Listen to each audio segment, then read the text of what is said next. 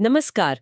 आज हम एक बहुत ही दिलचस्प स्रोत पर गहराई से बात करने वाले हैं। जी। ये स्रोत है godly knowledge, the balance of humility and service से लिए गए कुछ विचार।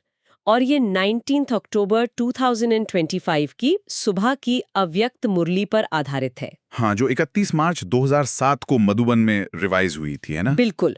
और इस मुरली का जो केंद्रीय विचार है वो वाकई सोचने लायक है। सपूत बन अपनी सूरत से बाप की सूरत दिखाना। और ये कैसे होगा? स्रोत कहता है निर्माण मतलब सेवा के काम के साथ साथ निर्मल वाणी और निर्माण स्थिति यानी कि विनम्रता, उसका संतुलन बनाकर। संतुलन, हाँ। स्रोत ये भी कहता है कि ये ज्ञान संगम युग में स्वयं परमात्मा, जिन्हें शिव बाबा कहा गया है, उनके द्वारा दिया जा रहा है। हाँ, संगम युग मतलब लौह युग और स्वर्ण युग के बीच का जो परिवर्तन का समय है। जी। तो आज हम कोशिश करेंगे कि इस ज्ञान के जो आध्यात्मिक पहलू हैं उनको समझें और साथ ही जिस तरह स्रोत इन्हें कुछ वैज्ञानिक अवधारणाओं से जोड़ने की कोशिश करता है, हाँ, वो एक दिलचस्प पहलू है ना? उसको भी समझने की कोशिश करें। चलिए देखते हैं इसमें क्या कुछ है। बिल्कुल। स्रोत का ये तरीका है तो ध्यान खींचने वाला, मतलब आध्यात्मिक शिक्षाओं को विज्ञान की भाषा में कहना या कम से कम उसकी शब्दावली इस्तेमाल करना। हाँ। ये शायद आज के समय में इन गहरी बातों को समझने का एक नया रास्ता खोलने की कोशिश है। और जैसा आपने कहा, सारा जोर इसी बात पर है कि हमारी अंदर की स्थिति, मन की शांति, विनम्रता हम्म। और हमारे बाहरी कर्म, मतलब जो सेवा हम करते हैं, उनके बीच एक तालमेल, एक क्या कहते हैं, संतुलन कैसे बने। सही। तो फिर शुरुआत करते हैं पहले बिंदु से। ये सुनने में काफी रहस्यमय सा लगता है, भाग्य रेखा। हाँ। मुरली का एक वाक्य है, बाप दादा बच्चों के मस्तक में चमकती हुई ज्योति की रेखा देख रहे हैं। स्रोत इसे कैसे समझाता है? क्या ये सच में कोई रेखा है? हाँ, वाक्य तो बहुत प्रभावशाली है। देखिए, स्रोत इस भाग्य रेखा को कोई सीधी सीधी माथे पर खींची लकीर नहीं कहता, अच्छा। बल्कि इसे कर्म का एक वाइब्रेशनल ब्लूप्रिंट कहता है, मतलब कंपन का नक्शा। Vibrational blueprint. जी। स्रोत इसका जो तथाकथित वैज्ञानिक पहलू बताता है वो ये है कि ये रेखा एक तरह की बहुत ही सूक्ष्म क्वांटम एनर्जी इम्प्रिंट है, मतलब जैसे ऊर्जा की एक छाप, या इसे एनर्जी सिग्नेचर भी कह सकते हैं। Energy signature, okay. स्रोत के अनुसार ये हमारे पिछले कर्मों के कंपनों से बनती हैं और हमारे मस्तिष्क और आभा मंडल से, मतलब ऑरा से लगातार निकलती रहती है, प्रसारित होती रहती है। अच्छा, तो ये दिखती नहीं है, महसूस होती है। या हाँ। मतलब ऊर्जा के स्तर पर है ये। और इसका आध्यात्मिक पहलू, जैसा स्रोत बताता है, वो और भी गहरा है। क्या है वो? ये रेखाएं मानो परमात्मा की कलम से लिखा गया एक डिवाइन कोड है, एक दिव्य संहिता। Divine code? हाँ, जो आत्मा के ऊंचे संस्कारों, मतलब गहरी आदतों, गुणों से ऊर्जा लेती हैं। स्रोत का मानना है कि जैसे जैसे हमारे कर्म श्रेष्ठ होते हैं, अच्छे होते हैं, वैसे वैसे इस ज्योति की चमक, या कह लें इस एनर्जी सिग्नेचर की शक्ति, वो बढ़ती जाती है। तो ये रेखा भाग्य की लकीर से ज्यादा हमारे कर्मों और अंदरूनी स्थिति का आईना है, स्रोत तो यही कहता है। अच्छा, तो ये रेखा एक तरह से हमारे कर्मों का, हमारी आंतरिक स्थिति का रिकॉर्ड है, जिसे ऊर्जा के स्तर पे समझा जा रहा है। ये दिलचस्प है। बिल्कुल। इसी से जुड़ा हुआ अगला विचार है स्व चेकिंग का, आत्मनिरीक्षण। जी। मुरली में कहा गया है, स्वयं ही स्वयं के चेकर बनो। स्रोत इसे किस नजरिए से देखता है? खासकर वो जो वैज्ञानिक पुट देने की कोशिश है उसमें। स्वयं के चेकर बनो, ये निर्देश स्रोत के अनुसार चेतना का एक तरह का आंतरिक ऑडिट करने जैसा है। आंतरिक ऑडिट? हाँ, मतलब रोज अपनी सोच, अपनी बोल, अपने कर्म को जांचना।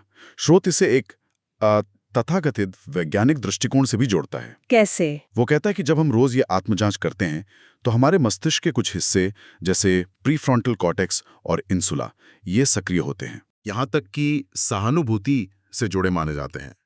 स्रोत का तर्क ये है कि इस अभ्यास से धीरे धीरे हमारे अवचेतन मन में बैठे पैटर्न, जिन्हें मुरली की भाषा में पुराने संस्कार कहते हैं, हाँ, पुराने संस्कार, उन्हें बदलने में मदद मिलती है।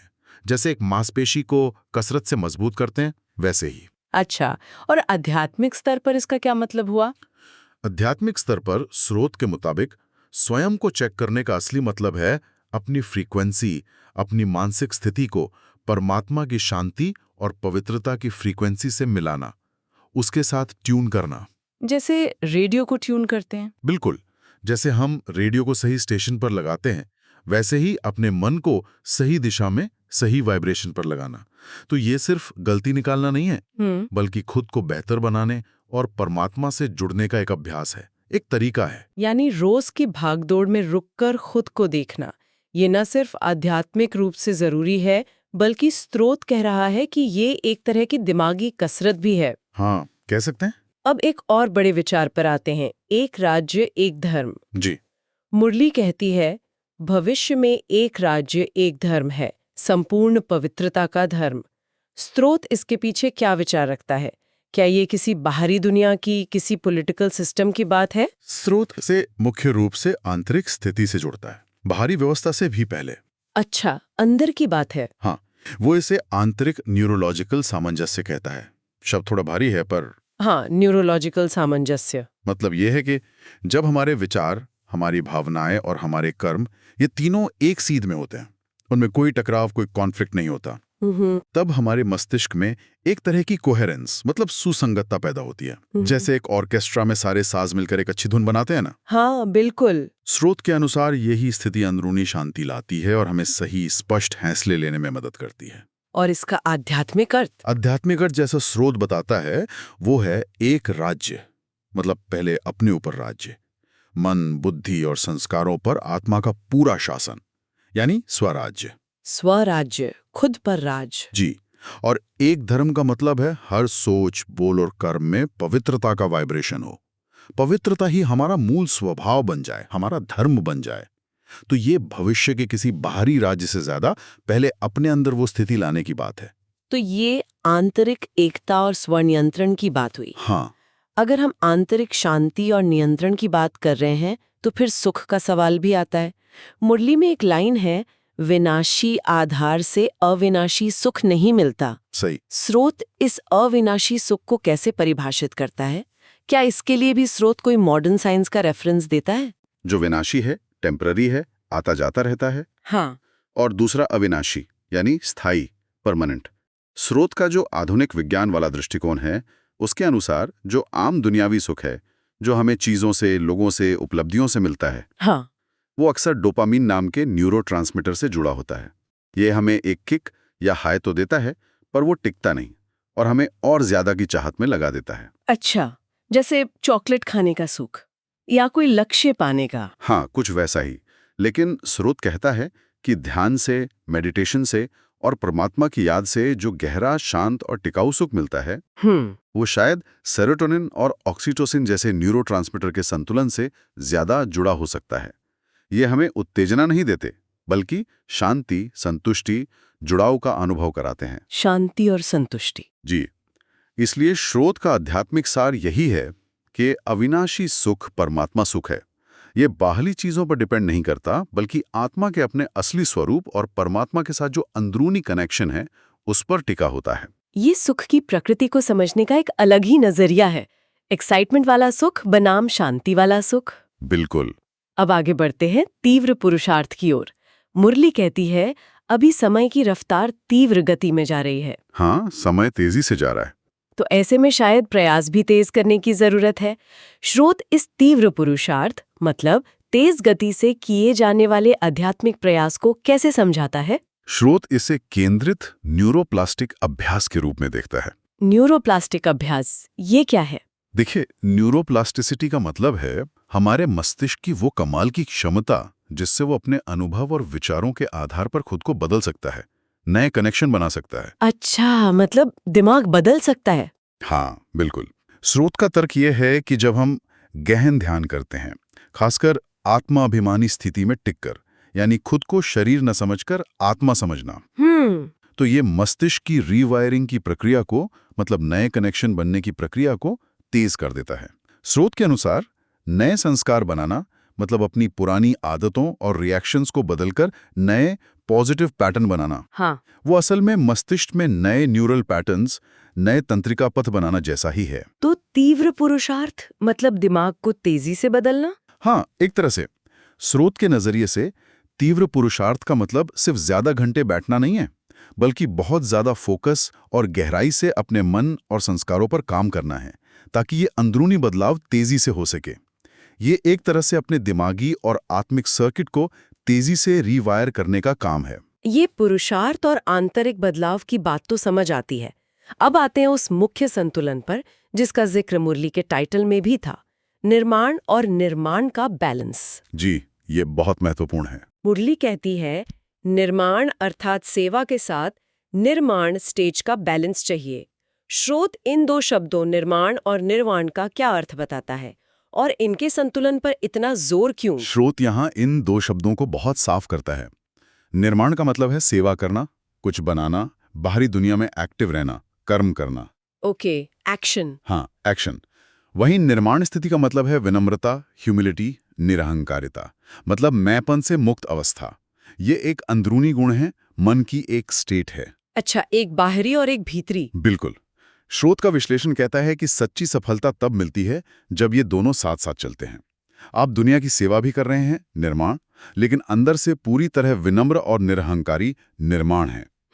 और यहां भी स्रोत एक तथाकथित वैज्ञानिक कनेक्शन लाने की कोशिश करता है।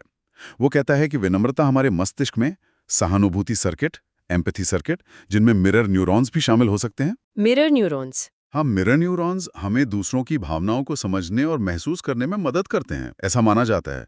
स्रोत का मानना है कि जब हम विनम्र होते हैं तो हम दूसरों के साथ बेहतर ढंग से जुड़ पाते हैं, जिससे हमारी सेवा ज्यादा असरदार, ज्यादा इफेक्टिव होती है।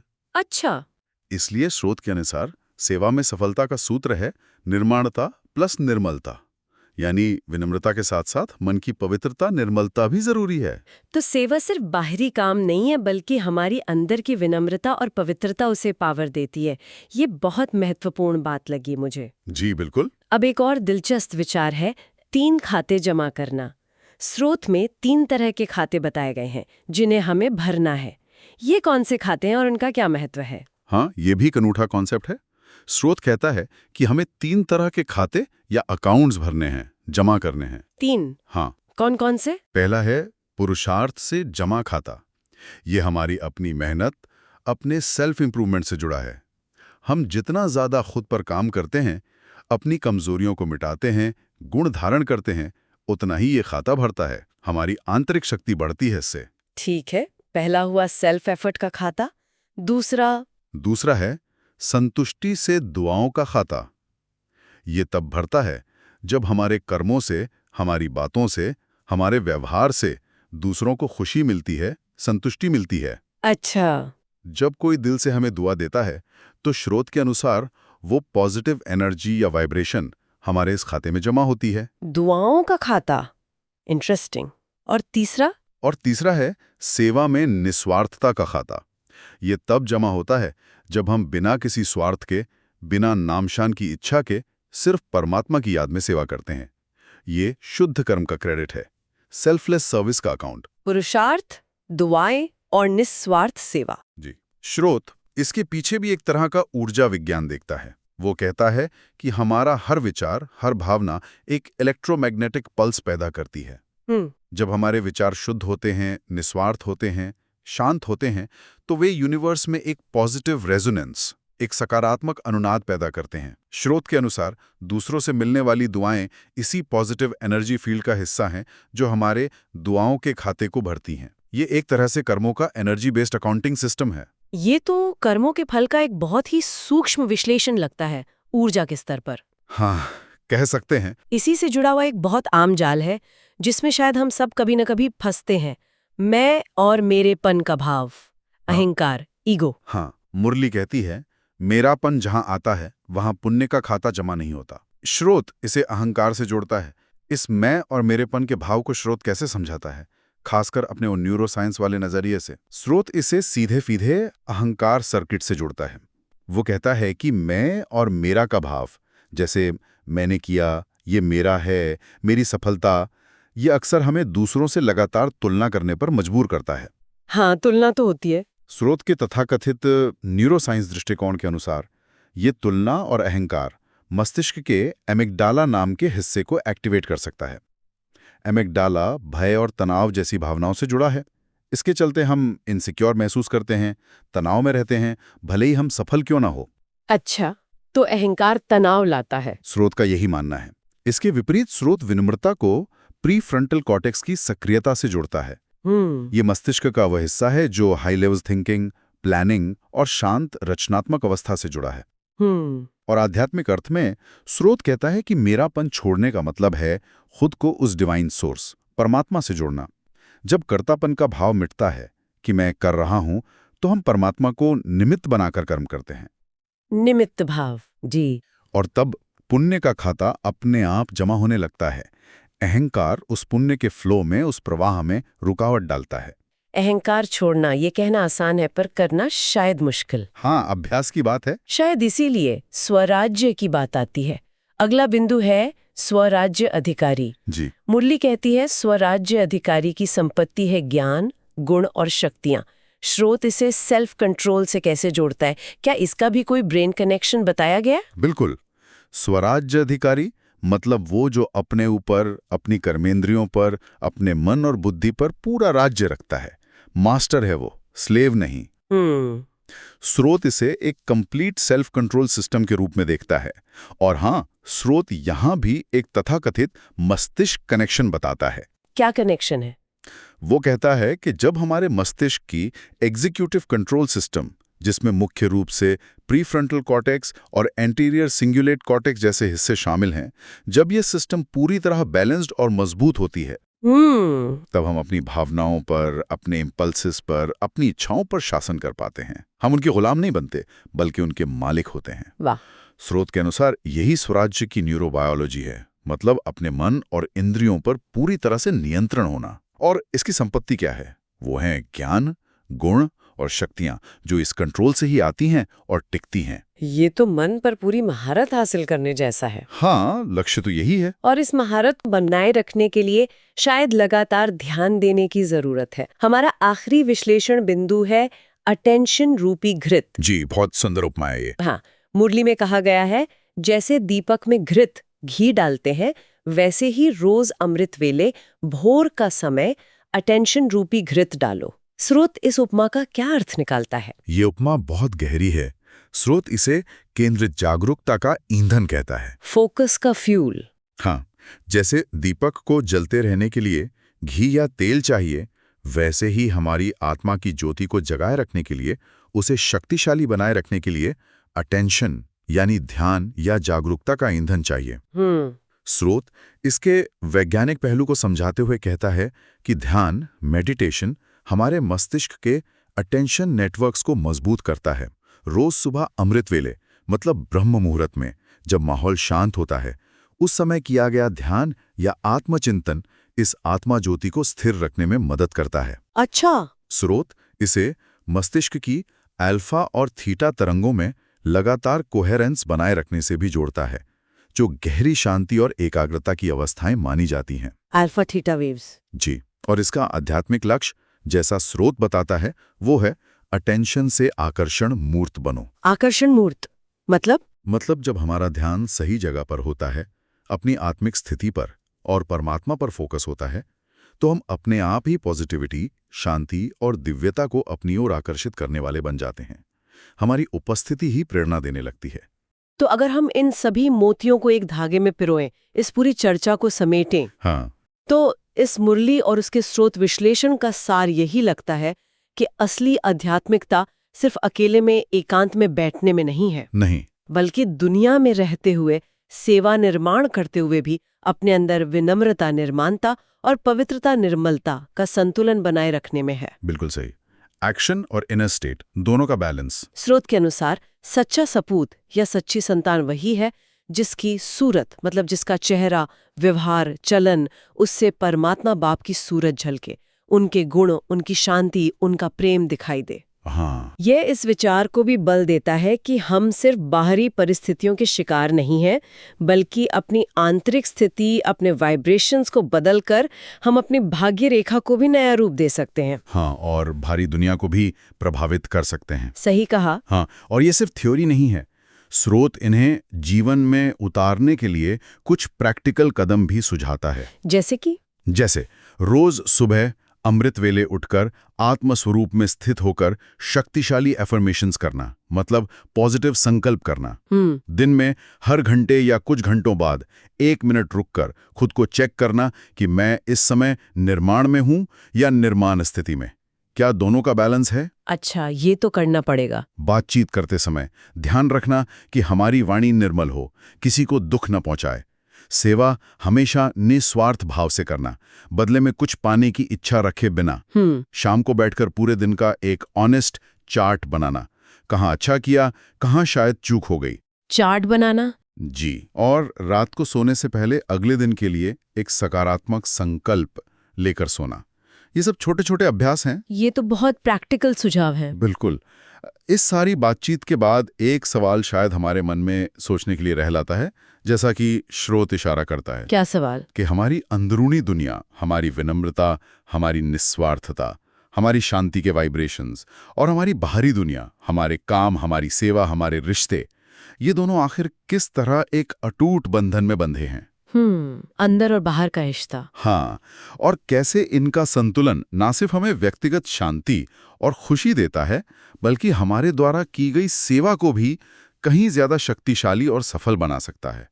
ये शायद अपने भीतर और बाहर के इस गहरे कनेक्शन पर और ज्यादा सोचने, मनन करने का एक खुला निमंत्रण है।